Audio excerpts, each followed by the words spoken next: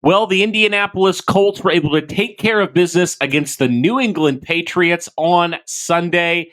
In today's video, guys, I want to look at some studs and some duds from the Colts win. So let's get to it.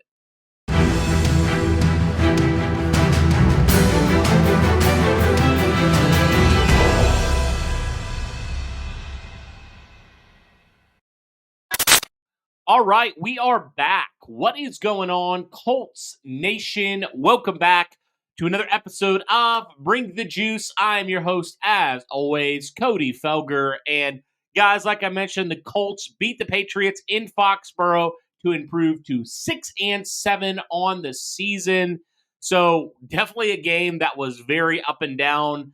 Very good game, honestly. And, obviously the Colts won on a go-ahead score and 2-point conversion by Anthony Richardson, and the Colts were able to improve their record and still be in the thicket of things for the playoffs. So with that being said, I wanted to kind of talk about, some studs and some duds from this game, some guys who played well and some guys who maybe didn't play so well as well. So let's jump right into it, guys. Before I do that, real quick, just want to remind you guys, this episode is presented by Prize Picks.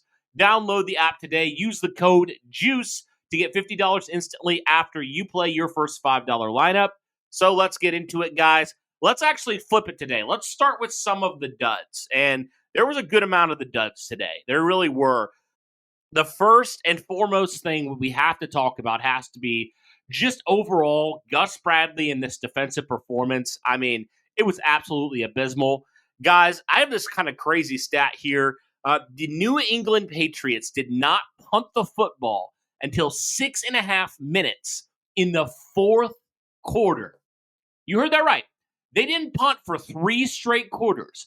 Every single time the Patriots had the ball, they either scored or they had some sort of miscue, a misshanked field goal, short field goal, or a, kind of lucky tip interception by Julian Blackmon. Other than that, New England scored every other drive up until that point, which is kind of wild considering New England came into this game as one of, if not the worst, offenses in the NFL.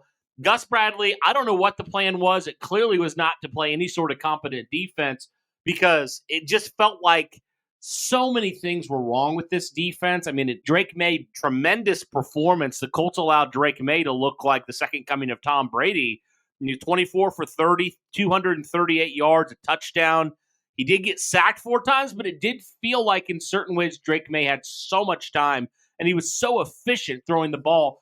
And the thing with this Colts defense is it just felt like the Colts were making it so easy on the New England Patriots. Like all game long, it felt like guys were just running wide open. Like the Colts would give them this 10 to 12-yard cushion, and the Patriots would just take advantage. And again, I'll say this again, the Colts linebackers are honestly the worst linebackers in coverage that I think I have ever seen. I mean, it's not just the linebackers. It really is the middle of the field, for whatever reason, is just an absolute, like, anybody can go and catch a ball there. It's wide open all the time. And linebackers have a big part in that, but it's just, in general, doesn't matter who it is, that nobody seems to be able to cover the middle. I mean, every single time the Colts play any sort of decent tight end, they absolutely get roasted. Every single time. That middle of the field is wide open. And that's exactly how teams pretty much attack the Colts now when they pass the football. They don't go outside as much. They go right in the middle, and it's wide open. So Colts are going to have to figure that out in the offseason, man. I'm all for, honestly, completely rebuilding this linebacking core. I mean, as good as Zaire Franklin's stats look, I mean, just honestly terrible in coverage. Him and EJ Speed have been absolutely horrendous in that all year long. I don't really know why it's been that way, but it's just been an absolute disaster when it comes to pass coverage. I mean, anybody, it seems like in the NFL, can beat that, our linebackers in coverage. It's just an absolute disaster there. But yeah, so that was bad. That was poor. The scheme's obviously very poor. And then the tackling again. The Colts looked like a middle school team trying to tackle. I don't know what it was. I honestly think, this is saying something because it's been bad this year. I think this was the worst tackling performance we have seen from this unit all year. And the Colts have had some pretty terrible games tackling. It was that bad. I mean, they just could not tackle. Patriots players were literally running through like 4 guys. It was ridiculous. Everybody was arm tackling. Nobody was making a form tackle. I remember one time I just saw multiple players like try to bump the guy in an attempt to tackle. I'm like, what is that? I don't understand. So the fundamentals are all wrong. They're all whack. And, I said this on Twitter and I'll say it again. It's very obvious to me that there is something fundamentally wrong with the way that this Colts defense looks. I mean, the culture of this defense, they're all talk. Let's be honest. They're all talk. They've had a few games where they've actually looked decent. But in totality, this entire year, this Colts defense has been a liability, not just in terms of the passing game, but the running game. New England ran for over 200 yards in this game. And the crazy thing is, guys, that's not even the most yards the Colts have allowed on the ground this year. That's what it's talking about. It's evident the Colts need a culture change on defense. It's going to start with that defensive coordinator, but I think some guys who maybe don't think that their jobs are in jeopardy need to have their jobs in jeopardy because it's same crap, different week. There's no standard on this defense. There honestly isn't. It's ridiculous. There's so many guys who are running wide open. There's way too many missed tackles. Yesterday was just a microcosm of what it's been this entire year for the most part. And only a couple weeks for Gus Bradley is not going to change the fact that the last 2 years, his defense has been dog crap. And maybe dog crap will look better than this defense has been the last couple years. It's been that bad. So the defense in whole, outside of, honestly, DeForest Buckner for me, was really bad. Just really, really bad altogether. It was just not a good performance at all for this Colts team. Nobody could tackle. Nobody could cover. There's no pride on this defense. It's evident that they need a culture change now. Now, moving over to the offensive side of things, let's talk about a couple players who have routinely this year I don't know. They've had a lot of issues. And the first guy I got to talk about is A.D. Mitchell. I thought he was rounding the corner a couple weeks ago, and yesterday was not a good step in the right direction. He definitely took a step back. He had that huge drop, late in that game, and just absolutely sucks for him to have that because I was hoping that he was going to build that confidence. With Josh Downs, Ashton Dulin being out for this game, I looked at it as a really good opportunity for A.D. Mitchell to potentially, take that spot on and build some of that repertoire and, really that chemistry with Anthony Richardson. But for whatever reason, A.D. Mitchell, either he's running wrong routes or he's just not catching the football this year. And I don't know why that is with A.D. Mitchell. It's been a problem all year, and he's got to get it figured out. I don't really know what the solution is right now for A.D. Mitchell, but definitely wasn't a good look for him yesterday. And then a guy that I honestly think, guys, and I asked this question yesterday on Twitter, I'm like, why does he still have a roster spot? Why are the Colts using a roster spot on this guy, Kylen Granson? And we've liked Kylen Granson ever since he's come in. I think he's been solid in his career with the Colts, but for whatever reason this year, it's just been bad, man. It's been really bad. He's had multiple times where he's dropping wide open passes. He's not looking for passes. And it seems like every time there's a miscommunication when you're thrown to a tight end or something bad happens, it's typically Kylen Granson who's the one at fault. And just another example, he drops a beautiful pass by Anthony Richardson, would have put him down at the 1 yard line. He completely drops it. I'm like, how are you an NFL player and you're not able to catch that ball? Honestly, I'm not an NFL player. I won't pretend to be. But if you're an NFL player, if you're a player that prides themselves on catching the football, how are you routinely dropping these easy passes?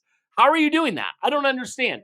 So I don't obviously think, guys, that there's a way that the Colts can honestly do a whole lot where they currently stand. They chose to stay pat at tight end. It's coming back to bite them in the butt right now.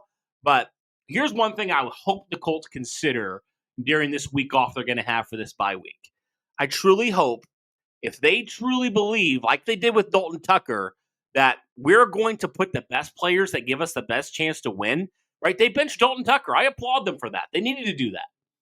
But if they're serious about this, Kylen Granson's snaps should go down exponentially and be given to Will Mallory, who, despite having a fraction of the snaps yesterday as Kylen Granson, still was better than Kylen Granson.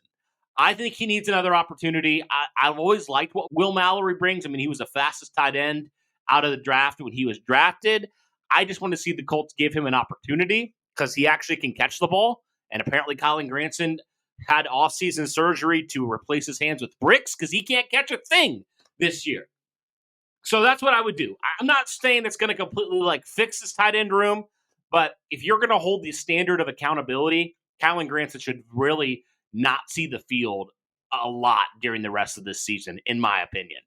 So those are some of the duds, guys. Those are some of the biggest duds. I mean, just defense as a whole, and then offense, a couple guys here, some of the pass catchers that dropped some critical passes.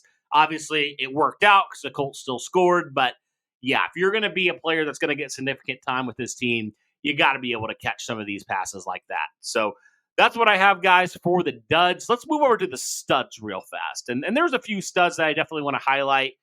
I mean, I think as a whole, guys, honestly, when I talk about the defense, it was a disaster yesterday. But I think one player who's consistently been good for this team has to be DeForest Buckner. And another strong performance. Buckner was actually, according to PFF, he was their highest graded defender. So, I mean, Buckner is Buckner. He's a really good 3-tech, probably the best player on the defense right now. He's routinely getting after the quarterback and doing what he needs to do. But again, he's only one of 11 guys, so he can only do so much. But DeForest Buckner, definitely want to give him his flowers there. That's the only stud guys I have on the defensive side of things. That's how bad it was on defense yesterday. Well, the 2024 NFL season for the Indianapolis Colts is in full swing. And with that, wanted to share the sponsor of today's video, Prize Picks. When it comes to Prize Picks, this is going to be a great way for you guys, especially, to check out some of the stuff that Prize Picks has. You can now win up to 100 times your money on Prize Picks with as little as 4 correct picks. You heard me right. Only 4 correct picks. You can win 100 times your money, guys, on Prize Picks. Be sure to sign up today and get $50 off instantly when you play $5. You don't even need to win to receive the $50 bonus. It's guaranteed. So if you're looking specifically for the Colts stuff, that's definitely something you guys should check out.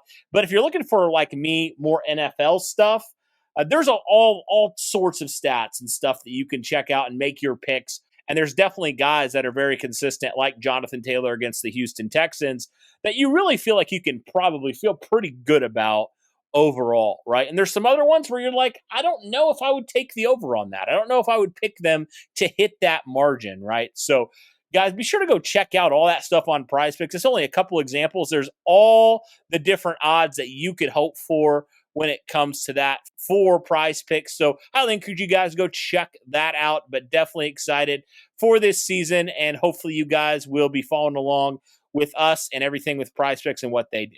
So be sure to download the app today. Use the code JUICE to get $50 instantly after you play your first $5 lineup. Again, download the Prize Picks app today. Use the code JUICE to get $50 instantly after you play your first $5 lineup. Like I said, guys, it's a great way to continue to stay in with week-to-week life of the NFL, specifically with your favorite team, the Indianapolis Colts. So be sure to do that. Be sure to check out Prize Picks. And remember, Prize Picks, run your game. But moving over to some of the studs on the offense, there are quite a few more. And I could talk about all these individual players, but I think collectively, as a unit, it was so refreshing to see the Indianapolis Colts offensive line have a major, major rebound game. I mean, like I said earlier, Dalton Tucker being out of the starting lineup, definitely a positive. Mark Glowinski came in, played extremely well. Great to see Glow back in the starting lineup. Definitely is a guy that deserves it. I'm so happy for a guy like Mark Glowinski to come back, get an opportunity, and I think he's a starting right guard moving forward. I really, really do. So great to see that. I thought Danny Pinter played very, very well. Also, kind of filling in as that third center. So I liked what I saw from him. Bernard Ryman came back in this game, and he looked really good as well. And credit to Matt Gonzalez as well, man. I think he played pretty well at right tackle for the Colts. So as a collective unit, offensive line definitely had a bounce back day. I didn't even mention Quentin Nelson. Definitely a good bounce back game from him as well. I mean, as a whole, guys, nobody on this offensive line played bad. The Colts were able to run the ball for over 100 yards. They were able to keep Anthony Richardson upright, certainly 100 times better than they were a week ago, but really didn't feel like Richardson had a ton of pressure in his face. So credit to them. They did a great job with really a patchwork offensive line at this point. I think they did a pretty good job, all things considered. So great to see from this offensive line. They were able to make life a heck of a lot easier on this Colts offense by being able to do things like running the ball and also being able to protect their quarterback. And then, of course, you got to talk about Jonathan Taylor as well, because Taylor had a really good game for the Indianapolis Colts in this one. He had 96 yards on 25 carries. He also had that receiving touchdown as well. So JT had a pretty good day, all things considered. Definitely had some moments where I'm like, man, I wish he would have followed that block a little bit better. But, near 100 yards for JT, over 100 all-purpose yards. He's a guy you definitely got to highlight as a stud, no doubt about that. And then moving to the final guy I want to talk about as well. And then this might be a little controversial because I do think it wasn't his best game this year. But I do think when it mattered, Anthony Richardson, despite the fact that he had not his greatest performance, at the end of the day, guys, he put the team on his back in that fourth quarter. He led them down to not just the game-tying touchdown, but also scored the 2-point conversion. So I have to put Anthony Richardson on this list. And guys, it's been actually awesome to see in the last 3 weeks, even though he still has had bumps in the road, those 2 interceptions, although you can argue the first one was that his fault. I mean, I personally would say probably shouldn't just not thrown that at all. But the second one clearly on AR there. But I just got to say, guys, ever since he has come back, I have seen a different quarterback. I'll be honest with you. Anthony Richardson looks 100 times more poised, more confident, and more patient as well. I mean, there are so many times where I'm like, I think AR would have tried to do this, a couple weeks ago. He probably would have tried to throw that pass differently a couple weeks ago, right? He probably would have bailed a lot earlier, right? And one thing I just loved about Richardson that I saw yesterday was he was consistently keeping his eyes down the field. I mean, you'll see with some quarterbacks, especially quarterbacks who can run it, you'll see some quarterbacks who don't even look down the field. They're like almost trying to run before they see who is open. And a lot of people said Anthony Richardson's just, another running quarterback. But I like that he is training himself to look down the field for guys who are open. Was it a perfect performance? Absolutely not. I mean, AR had a couple passes where I felt like his footwork was off. I mean, I feel like out of the last 3 games when he's come back, this was definitely the most sloppy he has looked in terms of footwork and some of the accuracy and some of the touch and things like that. But in that fourth quarter, when it mattered, I know it wasn't a great New England team, but when it mattered, Anthony Richardson led them down and helped them win the game. And now, out of the last 3 games, he has now led 2 game-winning drives. We've already talked about how young he is. Outside of Drake May, he is the youngest quarterback in the NFL right now. He's starting quarterback, excuse me. And he's doing that. I mean, he's doing that. That is huge for this kid's confidence. And we knew he wasn't going to be a finished product this year. We knew even when he came back from that bench, he wasn't going to be perfect. We knew he was still going to have growing pains, and we saw some of those yesterday. But as a whole, compared to where he was at the start of the season, honestly, guys, Anthony Richardson looks like so much of a better quarterback when it comes to passing the football. It's really honestly been awesome to see. He's still going to have his moments where he reverts back to some of those tendencies that we've seen. But as a whole, guys, it's definitely encouraging to see how much this young kid has progressed this year. And honestly, guys, I do feel like his demeanor has changed in a good way. I feel like he's taking things more seriously now. It appears that 2-week benching really got to him. Like it really put something in his mind that kind of flipped a switch. Because he has not been the same. Like his demeanor has been totally different in a good way. He's not celebrating after all the time. He's ready to next play. Kind of that same I'm not saying he's going to be this, but I always kind of viewed like Peyton Manning kind of like that. It's like he's always ready for the next play. He's always ready to continue, how can I be better? How can I be better? Like he's always looking on ways to improve. He's never satisfied.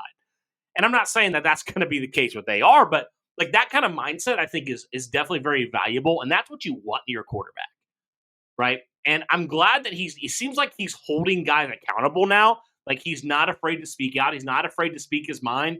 Like we started to see Anthony Richardson be a little bit more vocal recently. And I'd like to see that. I'd like to see that. He's setting that standard. That's great to see. Again, this kid, he's got a long way to go. He's still nowhere near polished. But I feel good about, moving forward. I'm excited to see how Anthony Richardson finishes out this season because it's definitely been some noticeable and tangible things that he has grown in this year that I'm excited to see him continue to grow in as the Colts round out this season. So, yeah, guys, that'll do it for my studs and duds here for the Colts in this game against the New England Patriots. Colts will have a bye week coming up here this next week, and then they play the Denver Broncos, which will be a huge game. We'll obviously have to see, does Denver lose to Cleveland tonight? Because if so, that is definitely a big thing for the Colts. But Colts will have a chance, guys. Anthony Richardson, a big reason why in this game, the Colts were able to do what they were able to do and win this game and continue to be in that conversation. So we'll see how the rest of the season plays out, guys. But just wanted to bring you guys some studs and duds. Curious your thoughts. Leave those in the comments down below. Hey, be sure to smash that like button, hit subscribe, turn on the notification bell, all that good stuff. But that'll do it for this one, guys. Thank you so much for tuning in. And as always, guys, go Colts.